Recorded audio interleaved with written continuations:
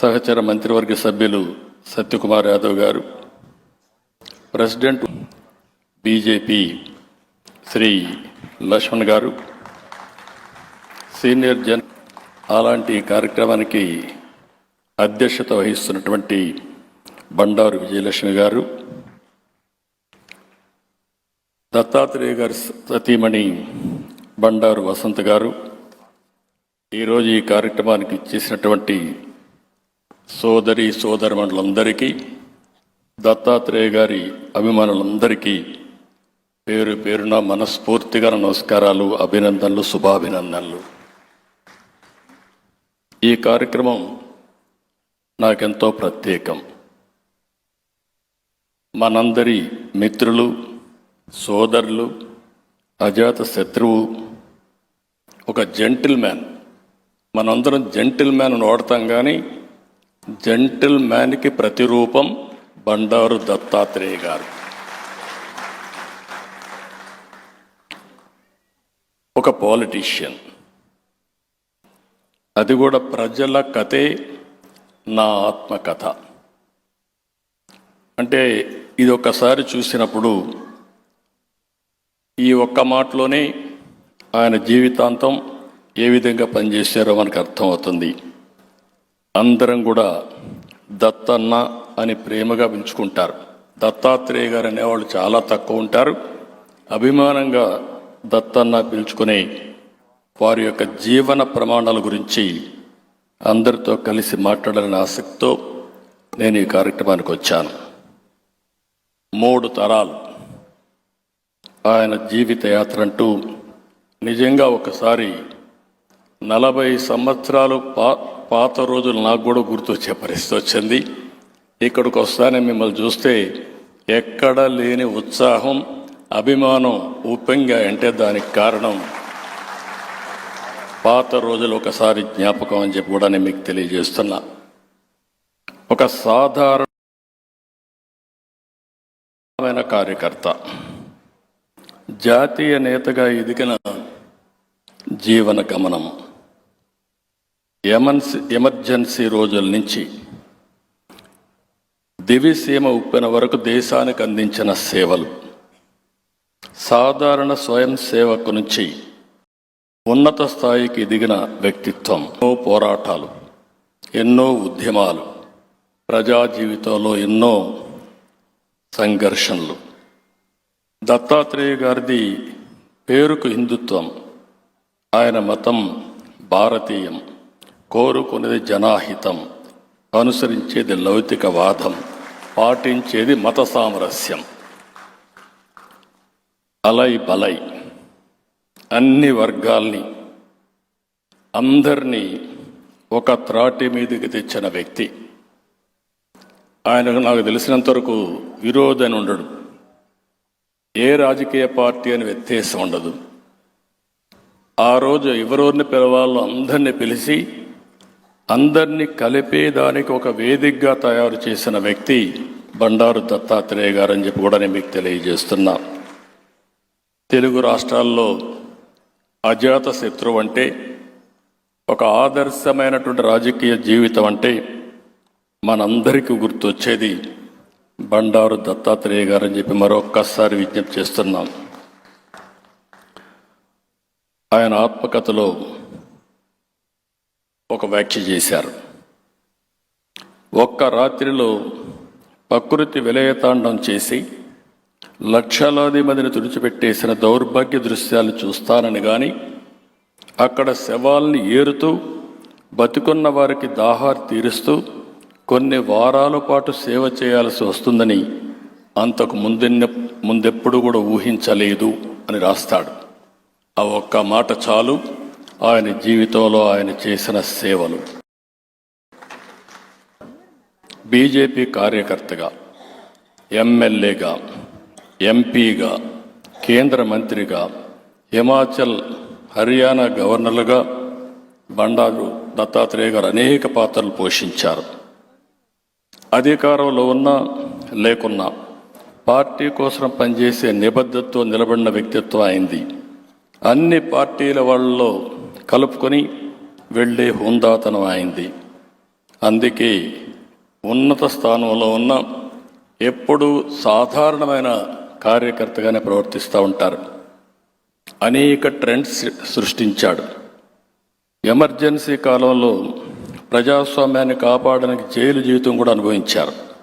అందుకే ప్రధానమంత్రి ఆయన పుస్తక సందేశంలో ఎమర్జెన్సీ రోజుల్లో దత్తాత్రేయ పోరాటాన్ని ప్రశంసించారు. బండారు దత్తాత్రేయ గారి జీవితంలో 65 ఏళ్ల పాటు ప్రజాసేవలో తపనతో పనిచేశారు. ఇందులో 20 సంవత్సరాలు రాష్ట్రీయ స్వయం సేవక సంఘ ప్రచారకుడిగా, 45 సంవత్సరాలు రాజకీయాల్లో కొనసాగారు. వివిధ ప్రజా సమస్యలపైన ప్రభుత్వాలకు ముఖ్యమంత్రికి లేఖలు రాస్తూ, లేఖలు రాయడానికి అంబాసిడర్గా ఒక ట్రెండ్. నేను ముఖ్యమంత్రిగా ఉన్నప్పుడైతే ఎన్ని లేఖలు రాసేవాడో నాకే గుర్తులేదు. అన్ని లేఖలు రాసిన వ్యక్తి బండారు దత్తాత్రేయ గారు.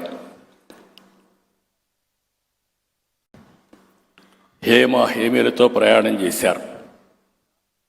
ఇది ఒక అరుదైన అనుభవం. సంఘ్ కార్యకలాపాల్లో డాక్టర్ మనోహర్ షిండే గారితో, సంఘ్ చాలక్ శ్రీ మాధవ్ సదాశివరావు గోల్వాల్కర్తో, మోహన్ భాగవత్తో ఇలాంటి అతిపెద్ద నాయకులతో పనిచేసే అవకాశానికి రావడం అరుదైన అనుభవం. రాజకీయాల్లో చూస్తే అటల్ బిహార్ వాజ్పేయి, కేఎల్ అద్వానీ, మురళీ మనోహర్ జోషి, బంగారు లక్ష్మణ్, వెంకయ్య నాయుడు, రాజ్నాథ్ సింగ్, అమిత్ షా, నరేంద్ర మోడీ గారి వంటి అగ్రనాయకులతో కలిసి చే పని చాలామందికి దొక్కదు. ఒక దత్తాత్రేయ గారి దక్కింది. నిబద్ధత, బాధ్యత, అంకిత భావం, సాధారణ జీవితం ఆయన ప్రత్యేకం. జాతీయత, సేవ, సమగ్రత ఈ 3 మౌలిక విలువల చుట్టూ ఆయన రాజకీయ జీవితం మొత్తం కూడా ప్రయాణం చేసింది. పాలనలో సవాళ్లు, విధానాల్లో రూపకల్పన వంటి అన్ని విషయాలు కూడా అర్థమయ్యే విధంగా ఇప్పుడు చెప్పారు. ఇవన్నీ చూసిన తర్వాత ఆయన జీవితంలో ఒకసారి చూస్తే 91లో మొదటిసారిగా ఎంపికయ్యారు ఎంపీగా.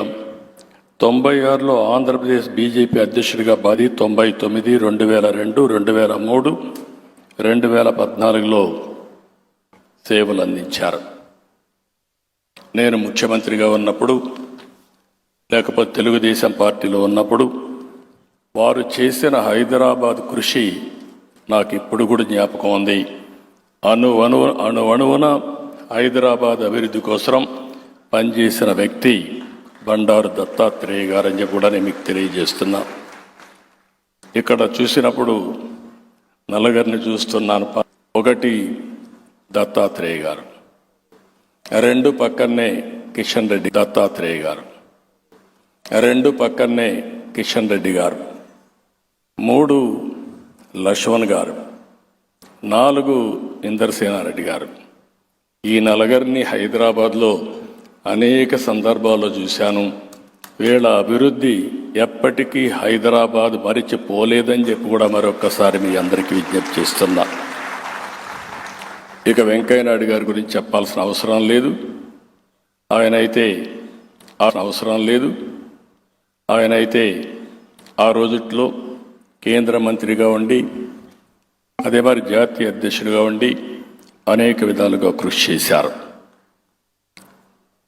మన దత్తాత్రేయ గారు బీజేపీ జాతీయ కార్యదర్శిగా 2004, జాతీయ ఉపాధ్యక్షుడు 2013 పదవులు నిర్వహించడమే కాకుండా రైల్వే స్టాండింగ్ సభ్యుడిగా, ఓబీసీల సంక్షేమ కమిటీ చైర్మన్గా పనిచేశారు.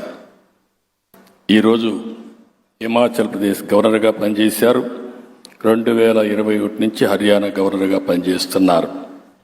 ఈ పుస్తకం చూసిన తర్వాత ఆయన జీవితం, దృక్పథం, రాజకీయ అనుభవాలు అన్నీ ప్రతిబింబిస్తూ భవిష్యత్ తరాలకు ఒక స్ఫూర్తినిచ్చే విధంగా ప్రజల కథే నా ఆత్మకథ పుస్తకం ఉంది.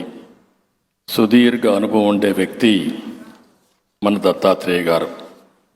ఒక మాటలో చెప్పాలంటే, ఏదైనా చెప్పాలంటే వ్యక్తిత్వం ఉండాలి. ధైర్యంగా ఒక సందేశం ఇవ్వాలంటే ఒక చరిత్ర ఉండాలి. ఈ రెండూ కలిగిన వ్యక్తి బండారు దత్తాత్రేయ గారు అని చెప్పి నేను మీకు తెలియజేస్తున్నా. ఇంకో పక్క ఉత్తర భారతదేశం, దక్షిణ భారతదేశాన్ని రెండు దిక్కల్లా పనిచేసి ప్రజలతో మమేకం కాగలిగారు. ఇలాంటి చెప్పుకుంటూ పోతే అనేక విషయాల్లో ఆయన ఒక ఆదర్శం. ఆయన్ని మనస్ఫూర్తిగా అభినందిస్తూ, ఇక్కడికి వచ్చినప్పుడు శిల్పకళా వేదిక అనగానే నాకు గుర్తొచ్చేది పాత జీవితం, ఒకప్పటి కథ. ఒకప్పుడు మీకు అందరికీ ఒక ఐడియా ఉంటుంది. హైదరాబాద్ని వేదికపై నుండే మేమందరం కూర్చొని తెలుగు జాతిని ఏ విధంగా అగ్రస్థానంలో పెట్టాలని ఆలోచించినప్పుడు మొదటి బ్రేక్ త్రూ, మొదటి అడుగు హైటెక్ సిటీ. దాంతో ప్రారంభమైంది మన జర్నీ. ఇప్పటికి కూడా జ్ఞాపకం. వేదికపై నుండి మిత్రులందరం కలిసి వాజ్పేయి గారిని పిలిపించి హైటెక్ సిటీతో ప్రారంభించాం. ఐటీకి ప్రాధాన్యత ఇచ్చాం. అదే సమయంలో టెక్నాలజీకి ప్రాధాన్యత ఇచ్చాం. కానీ మన సాంప్రదాయాలు మర్చిపోకూడదు. మన వారసత్వాన్ని ఆ రోజు సౌత్ ఇండియా కౌన్సిల్ ఆధ్వర్యంలో ఈ ప్రాంతం ఉంది. ఇప్పుడు నేనుండేది. చెన్నారెడ్డి గారు chairman, Tamil Nadu governor.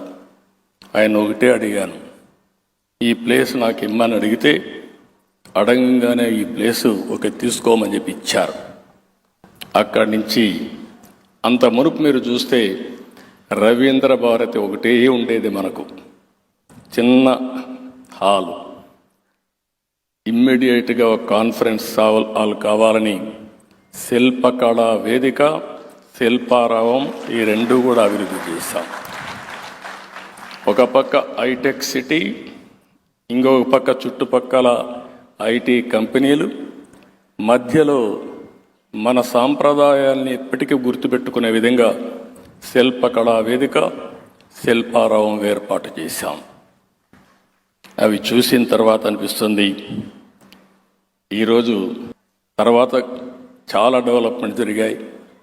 Bill Clinton వచ్చినప్పుడు 2 నగరాలుంటే ఈ 2 నగరాలకు 3వ నగరాన్ని యాడ్ చేయాలని హైదరాబాద్, సికింద్రాబాద్కి అదనంగా సైబరాబాద్ నగరాన్ని కూడా నామకరణం చేసి ఈరోజు సైబరాబాద్ని తీసుకెళ్ళాం.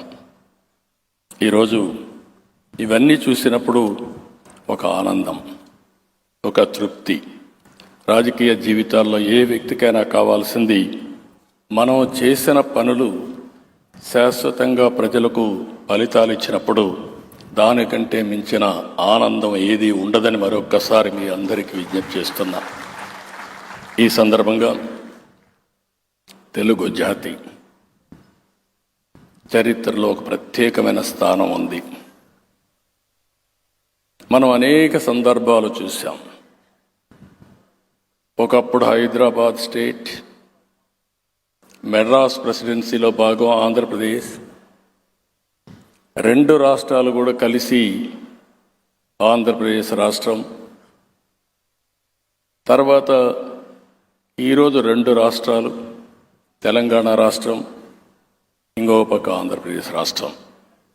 నేను ఎక్కడున్నా మిమ్మల్ని అందరినీ మనందరం కూడా చేయాల్సింది, తెలుగు జాతి ఒకటే.